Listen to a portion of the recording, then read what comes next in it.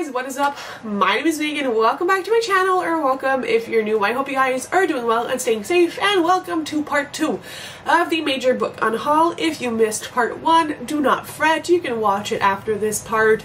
I will leave it in the cards for you guys. But basically it's just, we're unhauling a bunch of books to restructure the bookshelves and to curate what we are reading to things that we really love. As I mentioned in part 1, all of these books will either be sold at a small price or donated to other people so that they can enjoy reading as well. I don't perceive book unhauls as something that is negative. I think it is expected because, as all things, our book tastes change with time, and I am getting to a point where I really know solid in my gut what I do love to read and what I don't, and I'm just very excited to be able to shuffle around my shelves and invest in other things that make me happy. Not to say books don't make me happy, but only specific kinds of books do right now. So without further ado, let's hop on in. The first book on the stack is Light Lark by Alex Astor. I don't think this one needs any kind of explanation. I tried to read it, couldn't get into it. Also not a biggest fan of the author in general, but that is a personal thing, so this one's going. Similarly, we have the Hurricane Wars. I haven't tried to read this one yet. However, I'm going to purchase the paperback instead of this edition. I got this, I forgot to mention in my intro, a lot of these books were purchased secondhand, and so I'm not really losing any money. I purchased this secondhand, and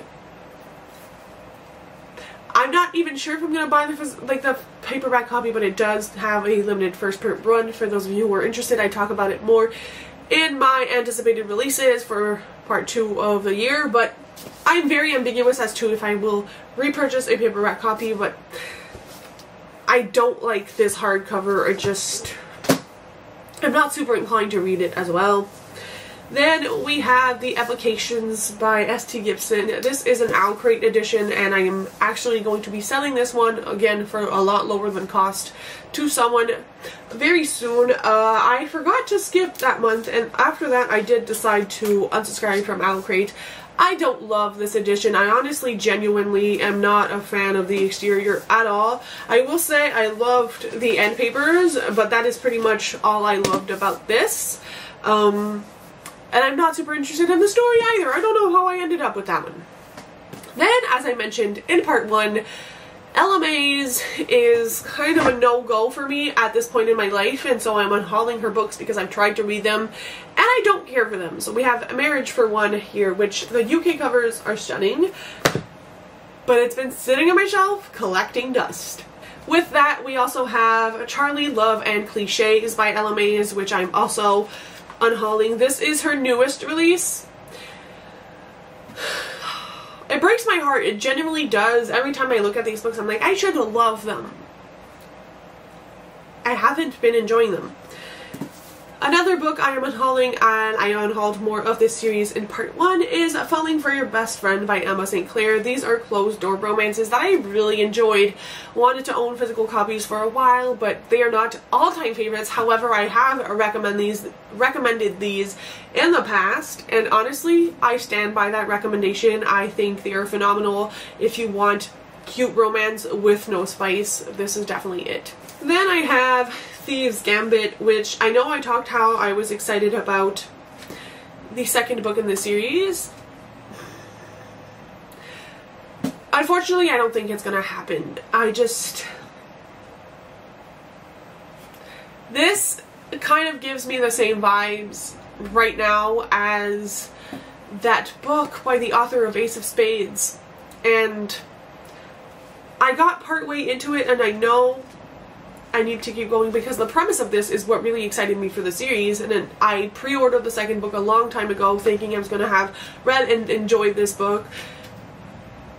But here we are. This is a maybe. I've had a few maybes in part 1 if you want to help me vote on if I keep them or not. This is definitely, I think, a maybe. So do let me know if you've read it, or if you think I'd enjoy it, or if you want to see a reading vlog based around this, a reading review, whatever. I also have this collector's edition of A Good Girl's Guide to Murder. I don't really want to explain myself with this one because I have feelings and I'm not sure I'm ready to share them on the internet.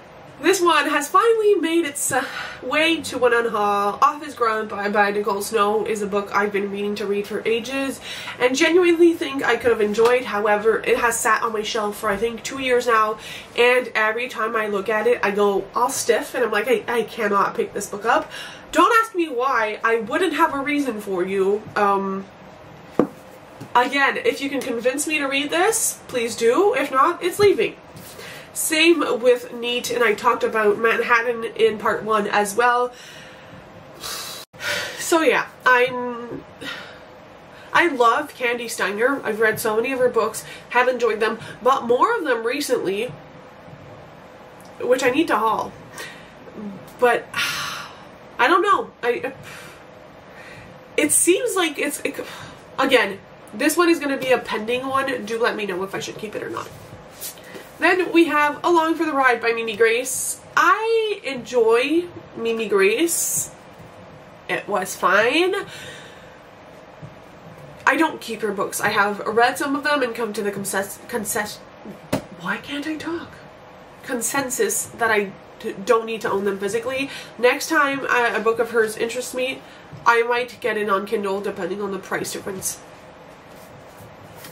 Another one which I don't know what to do with this one, you guys, is For Love or Honey by Stacey Hart. If you know me, Bet the Farm is like my favorite farming romance, cowboy romance, whatever you... It's not really a cowboy romance, it's more of a farm romance, and I love that book, which inspired me to get a lot of her other books. And this one has been sitting on my shelf, and I don't know what to think about it. Is this dual It's also dual perspective, so again, I know I could probably enjoy it, but I still haven't picked it up in about 2 years as well. So this is a maybe. Do let me know. And then back to my thrillers that I'm unhauling. One of them is The Last House Guest by Megan Miranda. I had big plans for a Megan Miranda kind of haul vlog on my video with like a whole video concept, and as I said in part 1, my love of thrillers is diminishing by the day, as is my TBR for thrillers. Oopsies.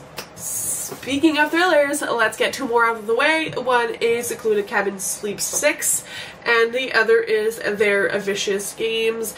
This I'm more inclined to pick up, and again, this one is a maybe because it has to do with a academy. It's kind of like a boarding school kind of vibe, so I'm interested in that part. Again, I should probably look up reviews for this. If it has more than like a 3.8, might keep this one, but this is a no-go. And I've heard kind of crap things about this book as well, which makes me rethink my whole life. Something that is probably going to be unexpected unhaul for most of you guys is Every Heart a Doorway. I'm unhauling the first 7 books because I own the first 7 books. This series I read until book 5? And then the series kind of got away from me. Every year books are published and I'm like, what book are we on? Like, where am I? How I'm lost. And I think it's just too late to catch up. I really enjoyed these novellas, but again, they are so expensive. It's ridiculously expensive to buy one of these books for the length that they are. I don't think any of them are like 200 pages, and the books retail for like $30 Canadian, which like explain to me why these need to be so expensive. So I just think that maybe someone else will enjoy it more than me. I'm kind of out of this era as well, but I did love my time with these books. Another book I haven't read and just kind of... Actually, I compare these two together. This one is more recently an addition to my shelves.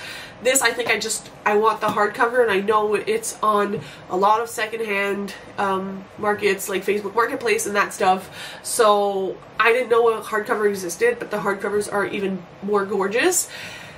This is A Business of Blood, and I had purchased both of these books because they kind of remind me of Stalking Jack the Ripper. And I wanted to do a comparison video and like, can I find other books that emulate Stalking Jack the Ripper vibes? Which if you have, let me know because I am still looking for them. But the more I heard about this book, the more I was like, this is probably not it. But again, if you have read this book like firsthand, do let me know. Does this give Stalking Jack the Ripper vibes? because the cover and the synopsis kind of did, but then the reviews are throwing me off, so it is what it is. And the books are all falling. We also have this copy of the Midnight Girls, which I purchased secondhand for like $5. It's missing its dust jacket. It's the bookish box edition. This is not what I thought it was. We'll leave it at that. And then I have this edition of Emily Wilde's The Map of Otherlands. I want the matching set. I'm not going to get a hardcover matching set from the UK because the first one is out of print. Just bookish girl things. And so obviously I'm going to try to sell this one and get the money to buy the US versions of these. A little bit less pretty, but they need to match. I know it sounds very vain, and like, it is. I am well aware of that. But for me, book collecting is as much a hobby as like reading books. And with the amount of books I'm unhauling, I can justify changing a few cover-ups. For me, it's not the end of the world. It is what it is. Everybody has their own perspective on book buying and book collecting. My mindset has definitely been shifting, as I mentioned briefly. And I will be making more videos surrounding my thoughts on book consumption, but I do think that there is a joy and pleasure in having an aesthetic and books that match, especially if I want to change my library from being color coordinated, which I really didn't care when books didn't match because they weren't on the same place at the shelf, versus if I'm going to regroup all my books by authors and series. I know it's going to give me anxiety if they don't fit. Then I have this edition of King of Greed, which I had purchased secondhand on Amazon, and it said like new, and it came with this warehouse sticker, and when you unpeel it, it's like the whole book is coming apart. I have beef with Amazon on this one. I'm not keeping this much of a damaged book. We have The Spanish Love Deception, which again, never thought would be in an unhaul because I just can't get myself to read this book. I bought this like straight when it was released in 2021. That is 3 years ago. It has sat on my shelf for 3 years. Some people love it, some people hate it. Please, actually, this one is another in the maybe pile. Please convince me to keep it. We have Take Me Home Tonight by Morgan Matson. I tried reading this book, and Morgan Matson has also been kind of like a one-hit wonder for me. Her books are somehow like fluffy and dense all at once. I don't know. Another one I'm sad to be parting with is What You Are Looking For Is in the Library, but this is another book I tried to read. And the vibe, I thought it was going to be like The Midnight Library, but it's the writing that I'm like confused about. I don't think I'm literate enough to read this one. And we have a bunch of graphic novels. These I am not, no, that's not true. Let me rephrase. This one I'm getting rid of because I could not get into it for some odd reason, because the art style is beautiful. Storyline was getting on my nerves. These three I am not keeping because I don't tend to keep a lot of graphic novels. I think the only ones I've kept are Heartstopper and Lore Olympus. The other ones I get secondhand, read, and then unless they're like the best books of my life, I pass them along to other people in the book community. And I just do that because I can't physically read like a Kindle version of graphic novels. My eyes, I wear glasses for a reason, folks, and the reason is I can't see from like up close. My eyes doesn't have this like capacity to zoom and unzoom, and so sometimes it gets very hard and my head hurts, so I can't read graphic novels on like devices. We're down to the last two stacks. Hip hip hooray for us. We got Kingdom of the Sea, not because I didn't enjoy it. I actually was, when purchasing a special edition, the person had an ARC of this and it was like, hey, do you want the ARC? And I was like, yes please, because I do love ARCs in some capacity, so I'm going to keep the ARC and give this one away. Again, spreading the middle grade love. Two books I really enjoyed were Cocky Roommate and Book Boyfriend. I hate the covers and will not be rereading them, but if you're looking for underhyped romances, I definitely recommend these. This is another book from Hello Lovely that I didn't want. And when I got it in the box, I was like, oh, I did not expect you to be what we are getting this month. So again, goodbye. We have Heartbreaker and Troublemaker by Claire Contoras. Again, these books I got for like cheaper than the Kindle version. So I bought them, read them, really enjoyed them surprisingly. I think I gave both of them like 4 stars. I know this one I think was a 4. I'm not gonna reread them. But again, highly recommend. And then we have another stack of thrillers, which I'm just going to show you what they are, but again, I'm not going to justify yet again or explain why I'm getting rid of them. Every Exquisite Thing, this is the Waterstones exclusive. What Never Happened. The Family Upstairs by Lisa Jewell. The Woman in Cabin 10. The It Girl. And The Death of Mrs. Westaway by Ruth Ware. No tea, no shade to Ruth Ware or any of the other thriller authors. I just don't care. I don't. I used to love reading thrillers, especially during the summer. Not anymore. This whole time I've had the song Meltdown by Niall Horan stuck in my head. That'll teach me to listen to songs before filming videos. More Elena Armas. We have The American Roommate Experiment and The Long Game. Do I keep? Do I unhaul? Same with Chloe Lease. I think I mentioned this in the other video. I'm unsure if I keep or unhaul these books.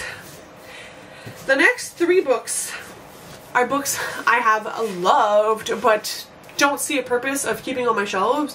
One is You Deserve Each Other by Sarah Hoggle. Loved this book when I read it several years ago now. Absolutely was obsessed with it. Everybody was reading it and loving it. Same with Talia Hibbert.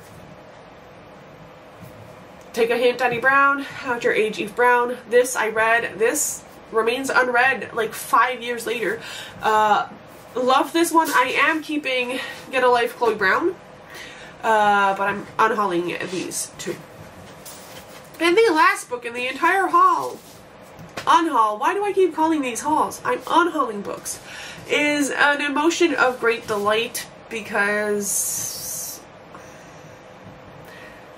I read her other contemporary years ago, loved it, tried to read Shatter Me, hated it, and this one I'm kind of like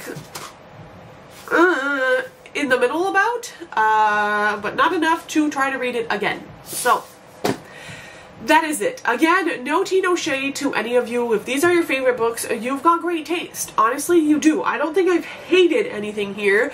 I just grew out of these books. Most of them are read and loved, and I just don't need them anymore. Some of them I just lost interest in, but all that to say, none of them are bad books. And I just hope they find great homes and that the people who read them appreciate them. All of these are in super good condition. I take care of my books, and I just think it's important to unhaul, especially in like communities like mine where access to English books is very, very minimal. I live in a French community, and so it can get expensive to buy books all the time. So by unhauling books, it kind of refreshes my wallet and gives me the capacity to read other books, and then it also gives people funds who have limited funds the ability to read some books, and usually I donate them to places that like sell these books for $1 or $2, and so I just think I'm doing my part in the book community. And you can hate on me all you want, honestly, for unhauling books and not reading all the books I own. I don't really care. With all that to say, do let me know if I should keep any of the following books: Neat by Candy Steiner, all of the Eleanor Armas, or some of the Ella May's books. And if you want any content surrounding these books, do tell me, like if you want a reading vlog of like books I almost unhauled, or if I should do book reviews, whatever you would want. So I hope this was a fun video to watch. I cannot wait for the like reconstructing my bookshelves, and yeah, I'll see you very soon, guys. Bye! Happy reading!